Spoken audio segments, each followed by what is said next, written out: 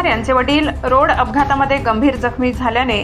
वैराग police Thane Solapur ग्रामीण येथे दिनांक 11/10/2024 रोजी गुन्हा दाखल असून सदर गुन्ह्याचा तपास सोन कांबळे यांच्याकडे आहे। सदर अपघाताच्या घटनास्थळी पंचनाम्याचे कागद हे यातील तक्रारदार यांना इन्शुरन्स क्लेम करण्यासाठी आवश्यक असल्याने तक्रारदार यांनी याबाबत पोलीस हवालदार सोन कांबळे यांच्याशी संपर्क साधला असता पोलीस हवालदार सोन कांबळे यांनी 20,000 रुपये लाचेची मागणी करून तडजोडी अंती 15,000 रुपये